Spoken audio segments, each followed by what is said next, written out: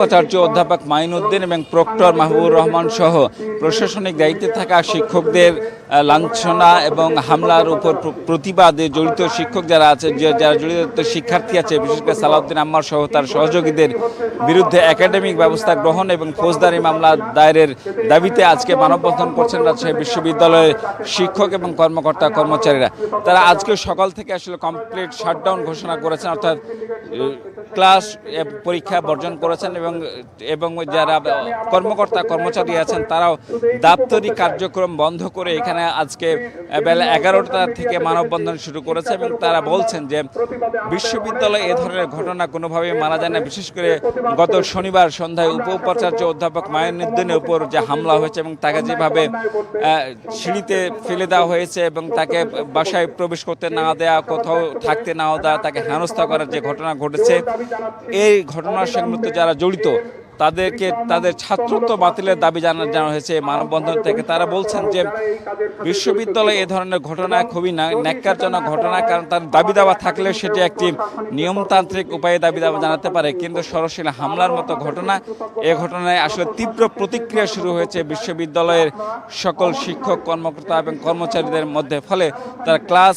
পরীক্ষা গবেষণা এবং দাপ্তরিক কার্যক্রম ছেড়ে আসলে এই মাঠে নেমেছেন, মাঠের আন্দোলনে নেমেছেন। তারা এখন এই মুহূর্তে সমাবেশে শেষ হলো মানববন্ধনটি, এখন বক্তব্য রাখছিলেন এখানকার জাতীয়তাবাদী শিক্ষক ফোরামের সভাপতি। আমরা একটু কথা বলতে চাই, একজন শিক্ষক আছেন অধ্যাপক সারোয়ার জাহান, তার সাথে একটু কথা বলছি। আপনারা আসলে কিসের দাবিতে এই আন্দোলনে নেমেছেন?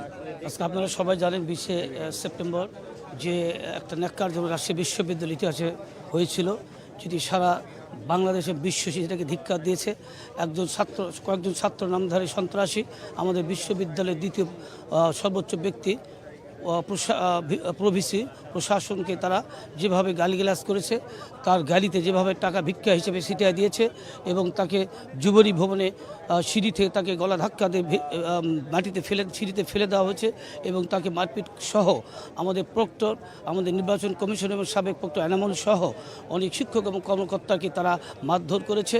আমরা চাই রাজশাহী বিশ্ববিদ্যালয়ে এদেরকে এই সন্ত্রাসের নামধারী ছাত্র তাদেরকে অনতিবিলম্বে বহিষ্কার করতে হবে এবং তাদেরকে আইনের আওতায় এনে অনতিবিলম্বে তাদেরকে ফৌজদারি আদালতের মাধ্যমে তাদের ব্যবস্থা গ্রহণ করতে হবে। কিন্তু আমাদের যেটি এখন দাবি সেটি হচ্ছে 2-1 দিনের ভিতরে এই যারা ছাত্র নামধারী সন্ত্রাসী ছিল তাদেরকে সাময়িকভাবে আগে বহিষ্কার করতে হবে, তারপরে আইনের আওতায় এনে তাদের বিরুদ্ধে প্রকৃত সাজা দিতে হবে। এটি আমাদের আজকের এবং যদি তা না করা হয় তাহলে আমরা এই বিশ্ববিদ্যালয়ের সকল শিক্ষক কর্মকর্তা কর্মচারী আমরা যতদিন পর্যন্ত এই দাবি পূর্ণ না হচ্ছে ততদিন পর্যন্ত কমপ্লিট শাটডাউন চলবে বিশ্ববিদ্যালয়ে।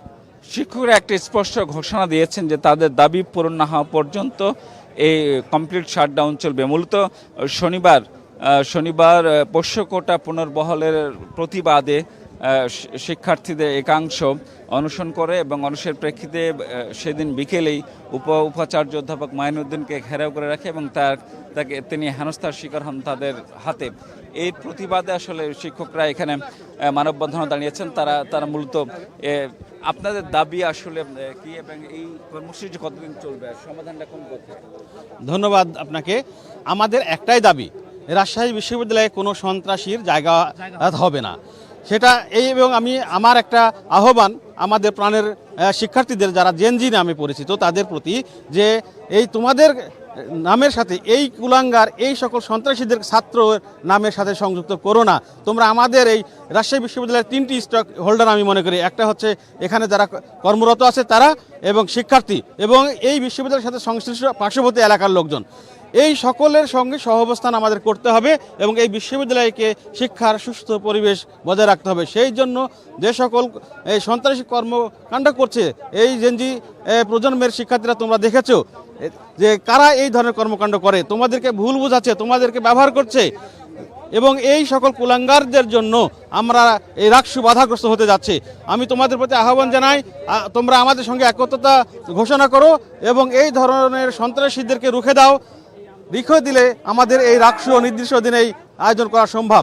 আমরা যতক্ষণ পর্যন্ত এই ধরনের সন্ত্রাসী কর্মকাণ্ডে যুক্ত যারা আছে, যারা বর্তমান ছাত্র হিসেবে পরিচিত তারা এবং যারা পাশ করে যাওয়া তাদেরও সার্টিফিকেট বাতিল সহ সকল কর্মকাণ্ড বাস্তবায়ন করতে হবে। যতদিন পর্যন্ত এই সকল সন্ত্রাসীদের এই রাজশাহী বিশ্ববিদ্যালয় থেকে বহিষ্কার করা না হবে ততদিন পর্যন্ত আমাদের কমপ্লিট শাটডাউন কর্মসূচি চলবে। কথা বলছেন চারুকলা অনুষদের ডিন অধ্যাপক মোহাম্মদ আলী। তারা বলছেন যে বিশ্ববিদ্যালয়ের এই অচল অবস্থা নিরসন করতে হলে আসলে যারা উপ উপাচার্যের গায়ে হাত দিয়েছে এবং তাকে হেনস্থা করেছেন তাদের অবিলম্বে বিচার করতে, বিশেষ করে ছাত্রত্ব বাতিলের দাবি।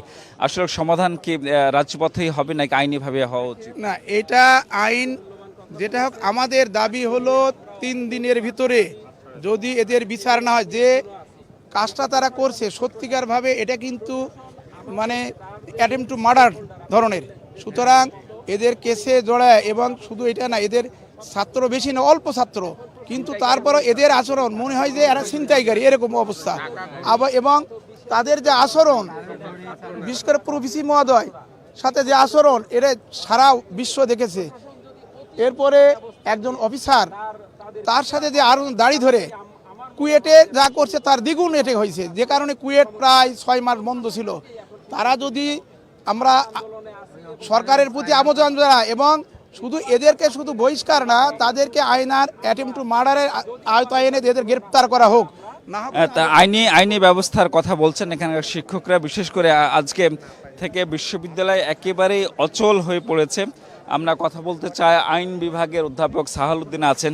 এই শিক্ষকরা আসলে রাজপথে নেমে আসলেন কেন?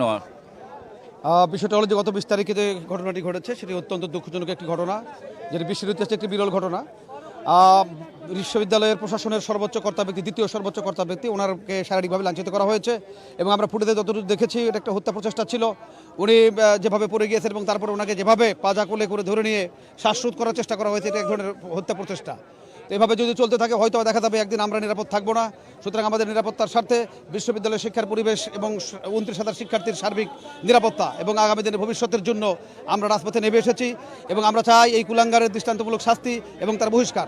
যতক্ষণ পর্যন্ত এর বাস্তবায়ন না হবে ততক্ষণ পর্যন্ত আমরা ক্লাসরুমে কিংবা পরীক্ষার হলে ফিরবো না, একাডেমিক কোনো কার্যক্রমে যাব না। এটাই আমাদের পরিষ্কার। ধন্যবাদ আপনাকে। আসলে বিশ্ববিদ্যালয়ে পোষ্যকোটা পুনর্বহলের প্রতিবাদে যে শিক্ষকরা যে আন্দোলন করছেন সেই খবর আমরা জানাচ্ছিলাম। এখানে জানিয়ে রাখি, রাজশাহী বিশ্ববিদ্যালয় কেন্দ্র ছাত্র সংসদ নির্বাচন আর মাত্র হাতে কয়েকদিন আছে। 25 সেপ্টেম্বরে এই নির্বাচনটি হওয়ার কথা, কিন্তু শিক্ষকরা যদি দায়িত্ব পালন না করেন বা কর্মকর্তা কর্মচারীদের সীমিত আকারে দায়িত্ব দেওয়া হয়, সেই দায়িত্ব পালন না করার ঘোষণা দিয়েছেন ইতিমধ্যে অফিসার সমিতির নেতারা। বলছেন যে এই দৃষ্টান্তমূলক শাস্তি না হলে এই যারা ঘটনা ঘটিয়েছে, বিশেষ করে সীমিত কয়েকজন শিক্ষার্থী সালাউদ্দিন আম্মারের নেতৃত্বে, তারা মূলত এই বিচারটি চান। এই বিচারটি বা এই শাস্তির বিধান নিশ্চিত করা হলে তারা কাজে ফিরবেন। তো রাজশাহী বিশ্ববিদ্যালয়